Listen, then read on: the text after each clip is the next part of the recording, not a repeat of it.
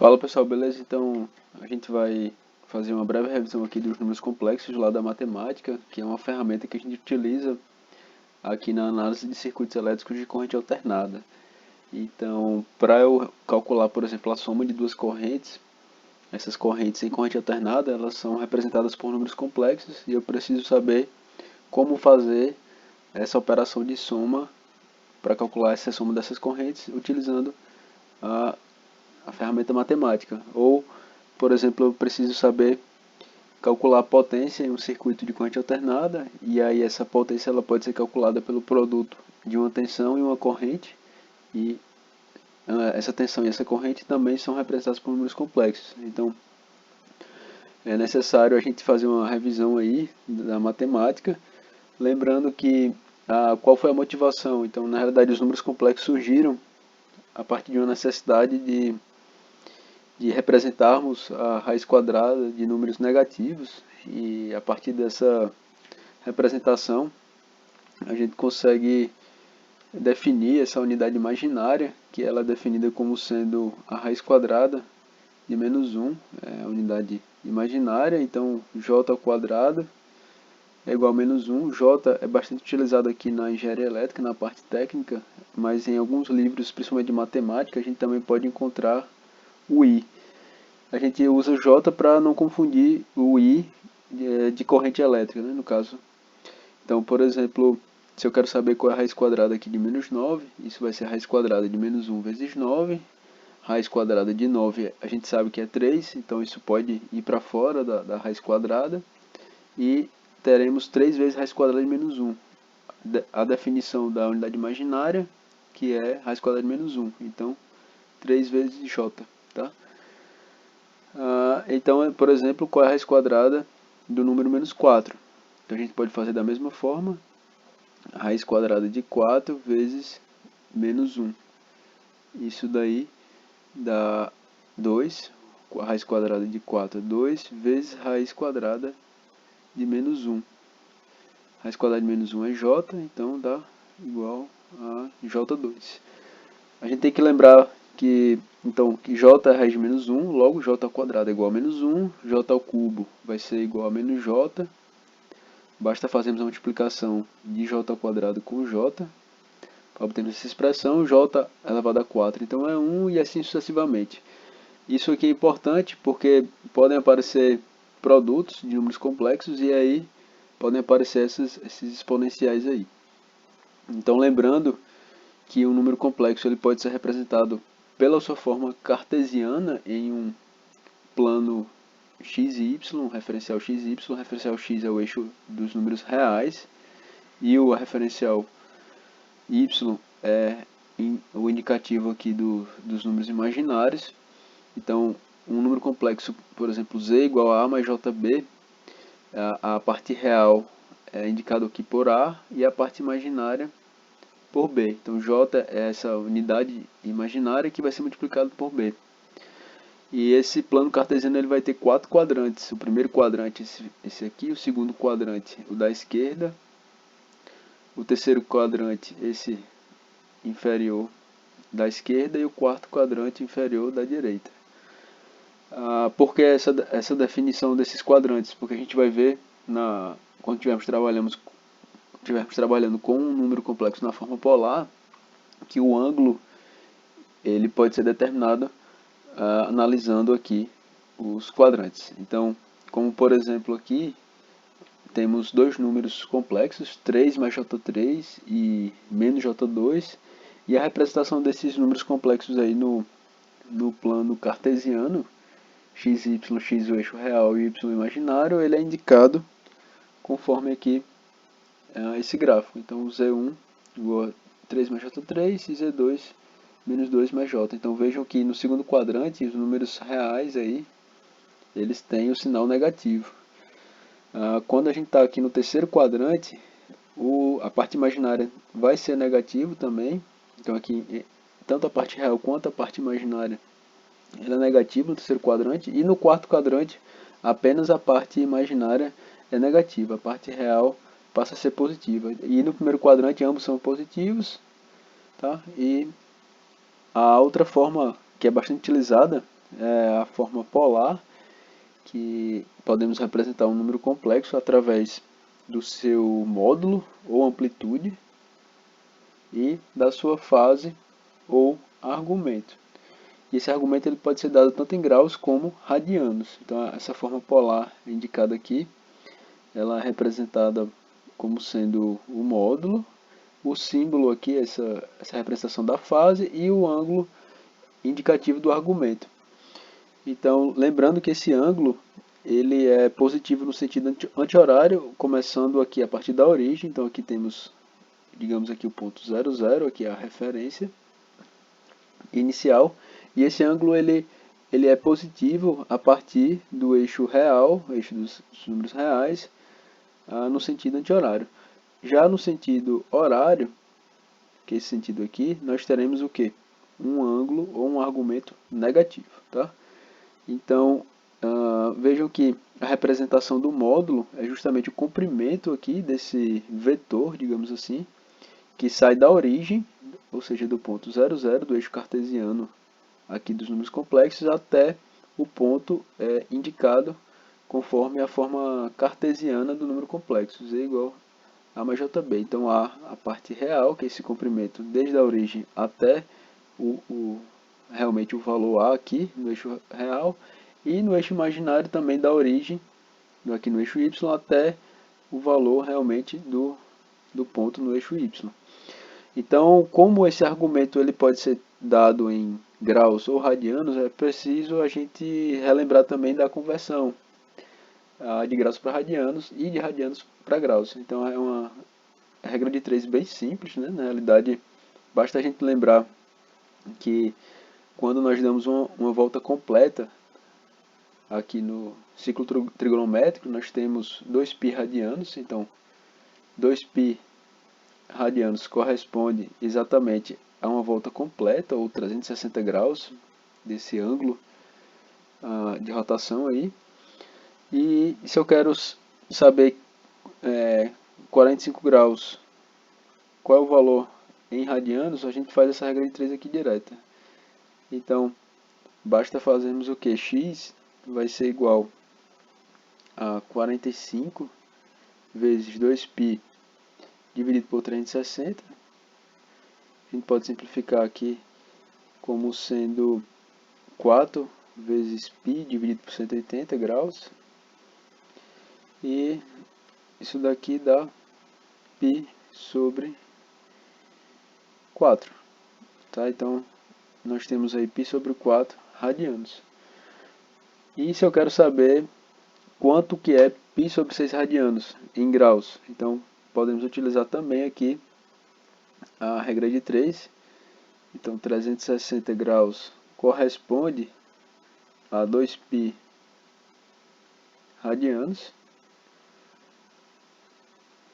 Y vai corresponder a π sobre 6 radianos. Então eu posso determinar y aqui diretamente pela relação 360 vezes π sobre 6, isso tudo aqui dividido por 2π. Tá? Então, na realidade, esse igual é aqui.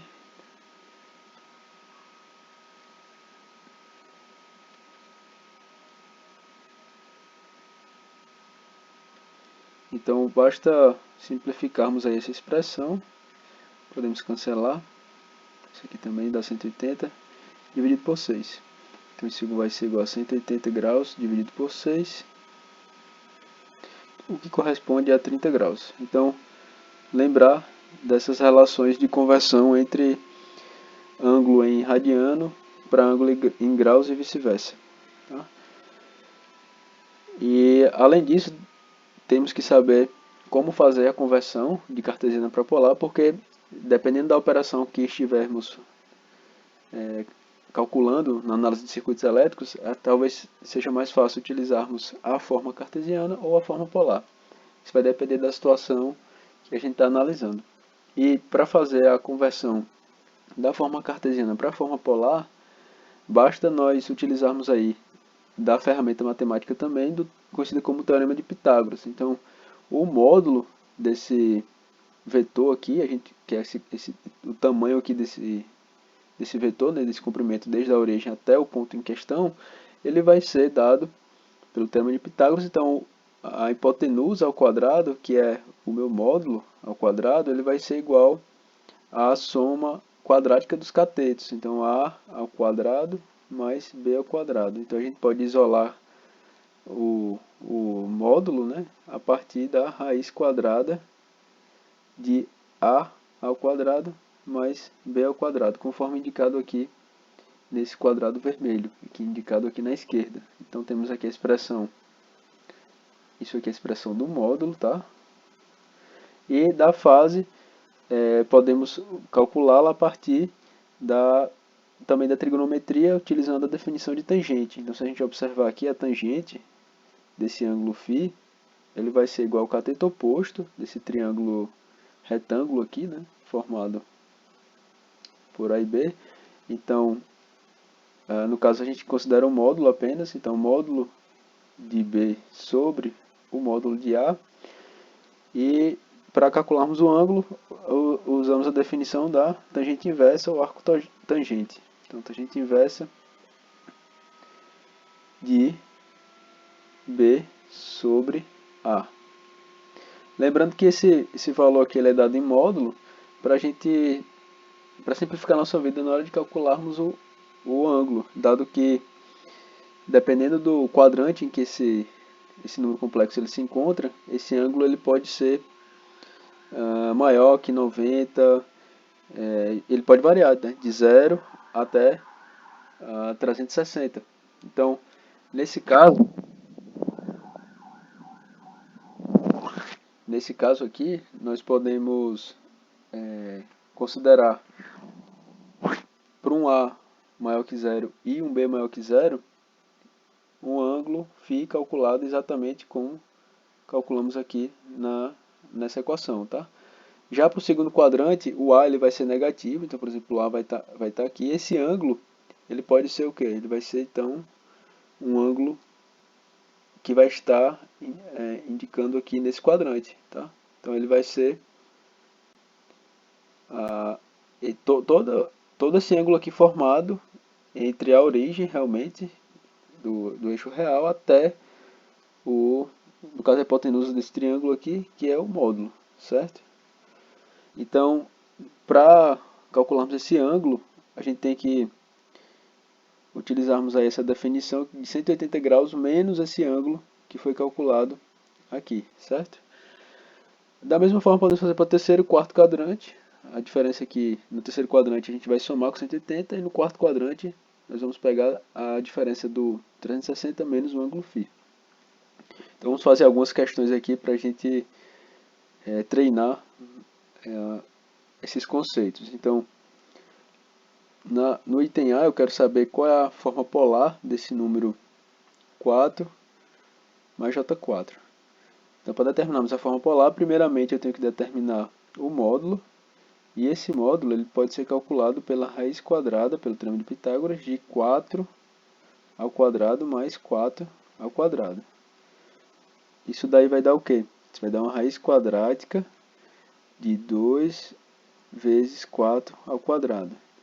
A gente pode colocar esse 4 para fora, então vai ser 4 raiz de 2, beleza?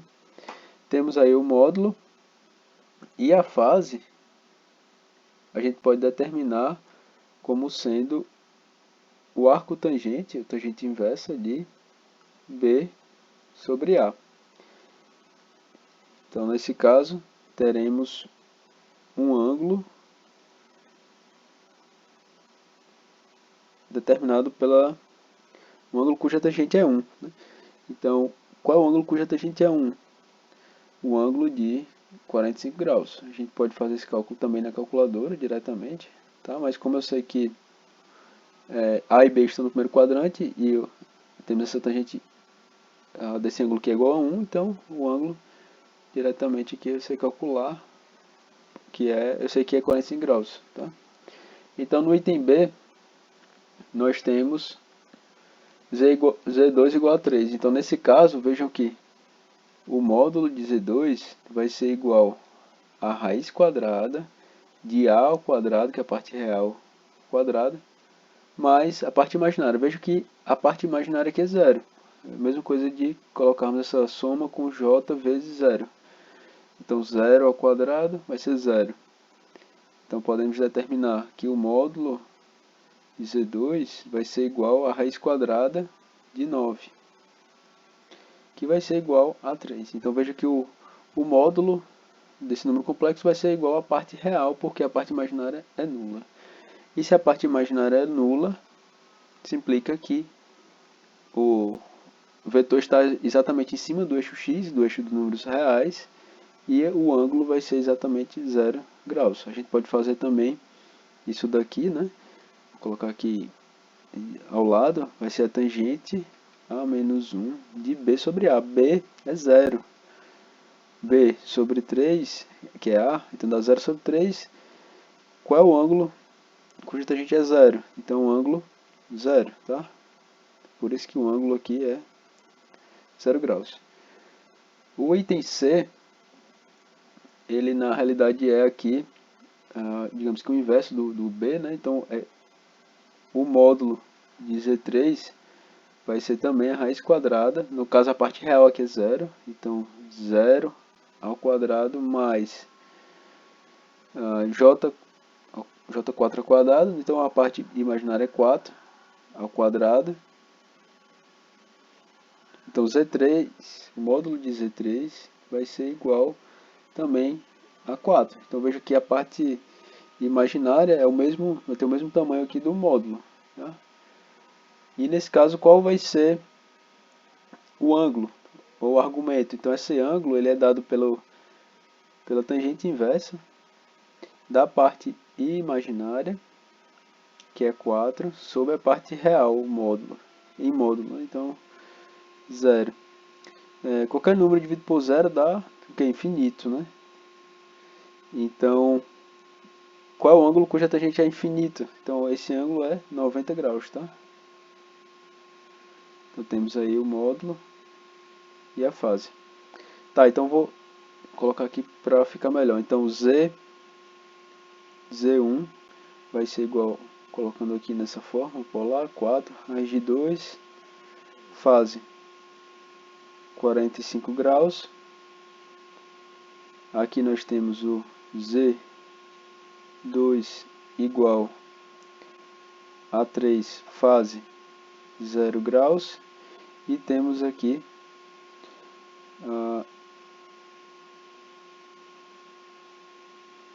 Z3 igual a 4, fase 90 graus. Podemos determinar então o item D. Então vejam logo, a gente já pode observar logo aqui de cara que a parte real é negativa. Se a parte real é negativa, a gente está trabalhando em qual quadrante? Então, segundo quadrante, porque a parte imaginária aqui ela é positiva, tá? Então a parte imaginária aqui é positiva, então realmente estamos aqui no segundo quadrante. A é menor que zero e B é maior que zero. Tá? Então a gente calcula o ângulo quando formos calcularmos a fase, né? E fazemos essa operação, 180 menos a fase calculada. Então vamos ver aqui primeiramente como é que a gente calcula o módulo. Então o módulo de Z4 vai ser a raiz quadrada de menos 3 ao quadrado mais 2 ao quadrado. Logo o módulo de Z4 ele vai ser igual a raiz quadrada de 3 ao quadrado dá 9 mais 4.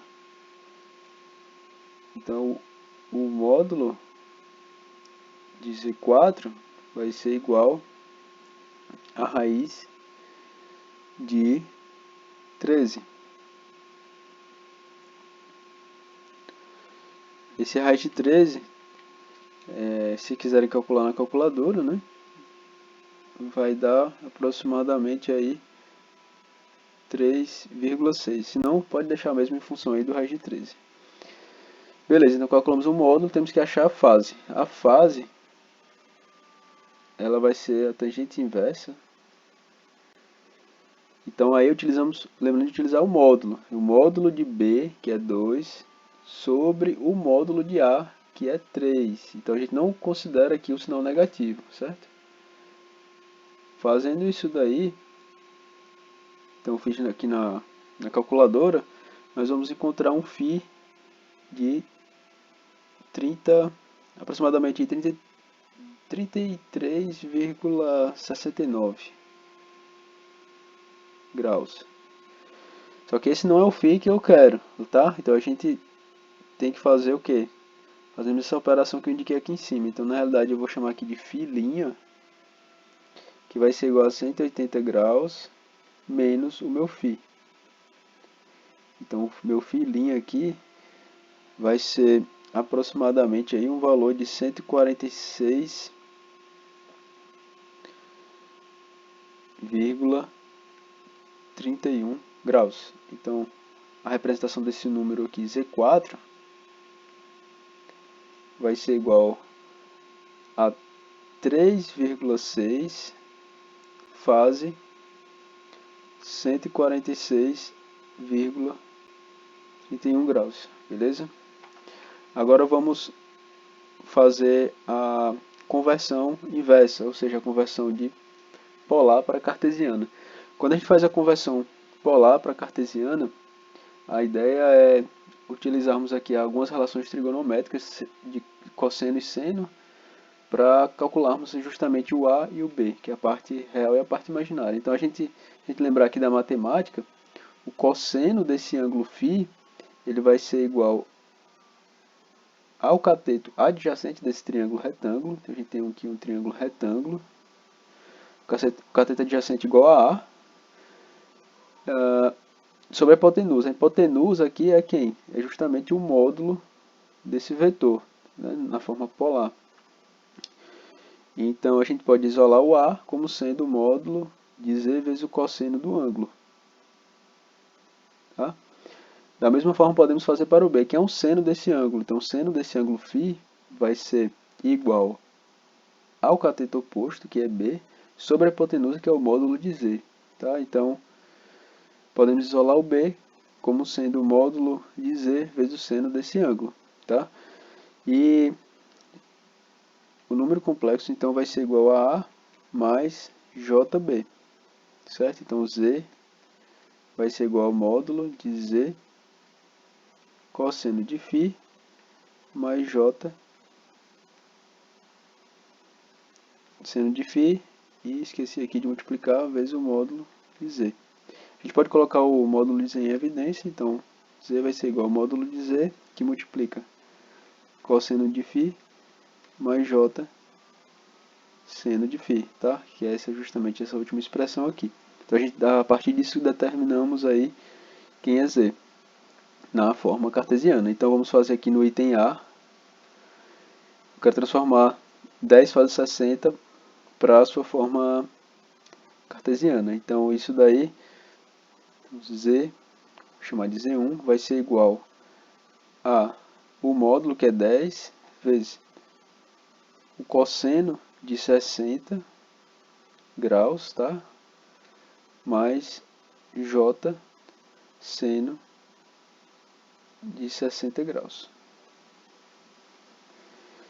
Então basta a gente lembrar da trigonometria, que o cosseno de 60 é meio, né? 1 meio, então vai ser 10 vezes 1 meio, mais J, e o seno de 60 é raiz de 3 sobre 2. Então isso daí vai dar um Z1 igual, podemos fazer a simplificação aqui, 5 mais J raiz de 3. E aí temos a expressão desse número complexo, na forma cartesiana. No item B, nós vamos ter um Z2, que vai ser igual a 20 cosseno de 120 graus mais J seno de 120 graus. A gente pode fazer isso aqui direto na calculadora, mas é só lembrar que 120 é o complementar de 60, então se a gente observar aqui no eixo cartesiano aqui dos números complexos, né, a gente vai ter esse ângulo aqui, ó. Esse ângulo aqui vai ser 120 graus aproximadamente, tá? E aí a gente pode, para simplificar, né, podemos utilizarmos esse ângulo aqui complementar de 60, né? Então fica fácil de calcularmos o cosseno seno de 120 utilizando esse ângulo aqui. E aí é só lembrarmos que a parte imaginária ela é positiva, tá? Então sempre no sentido aqui positivo, 0, 0. Essa aqui pro lado, no caso, considerando a partir da origem aqui, esse lado indo para cá vai ser negativo, tá? A parte imaginária, a parte real, tá? E para cá negativo, a parte imaginária, e para cá positiva, a parte real, certo? Então podemos fazer essa expressão de uma forma bem simples aí. Z2 vai ser igual a 20, então vai ser realmente a parte real negativa, né? Menos meio. E a parte imaginária aqui desse ângulo ainda é positiva, então mais J raiz de 3 sobre 2, tá? Então isso daí vai dar um Z2 igual a menos 10 mais J 10 raiz de 3. E aí temos o segundo número no complexo expresso na sua forma cartesiana. Então, para fazer a soma e a subtração, normalmente a gente utiliza a forma cartesiana dos números complexos. Fica bem mais simples de trabalhar dessa forma. E basta realizarmos a soma ou a subtração das partes reais e a soma ou subtração das partes imaginárias. Então, se a gente tem aqui um número complexo Z1 igual a 10 mais J10 e um número complexo Z2 igual a 5 mais J4, então a soma de Z1 mais Z2, a gente faz o que? A gente soma a parte real com a parte real, tá? E fazemos a soma da parte imaginária com a parte imaginária. Tá? Então, 10 mais 5 dá 15. E 10 com 4, 10 mais 4, 14. Então, nunca podemos misturar a parte real com a parte imaginária, certo? É sempre parte real com real, imaginária com imaginária. Da mesma forma aqui, a subtração. Então, Z1 menos Z2, então, 10 menos 5, está aqui essa parte, 10 menos 5. E a parte imaginária, 10 com 4. Então, 10 menos 4, a segunda parte, que é a parte imaginária. Então, 10 menos 5, 5. 10 menos 4, 6. A multiplicação e divisão, normalmente elas são realizadas na forma polar. E aí o que a gente tem que saber é que na multiplicação a gente multiplica os módulos, tá? E somamos as fases. Então, a gente multiplica Z1 por Z2, os módulos de Z2. Então, se eu tenho um Z1 igual a 5,65 fase 45 e tenho um Z2 igual a 10 fase 60, então eu vou pegar 5,65, que é o módulo de Z1, e multiplicar por 10, tá? Vou colocar aqui vezes, o símbolo aqui de vezes 10. E no caso das fases eu vou somar, tá? Eu vou somar essa fase 45 com essa fase 60. Então por isso que eu tenho 5,65 vezes 10 nos módulos. E a fase vai ser 45 graus mais 60 graus. Então temos aí o número complexo Z3 igual a 56,3, fase 45 mais 60, que dá 105 graus. Para Z4, no caso, Z4 é a divisão de Z1 por Z2, então nesse caso eu divido realmente os módulos, então 5,65 eu divido por 10, tá? E as fases eu subtraio. Então lembrar disso daqui, lembrar que quando a gente está trabalhando com a divisão, a gente vai subtrair a fase. Então não confundir, na multiplicação a gente soma, tá? Então o Z4 aí vai ser 5,65 dividido por 10 dá 0,565. E a fase vai ser 45 menos 60, que dá exatamente menos 15 graus.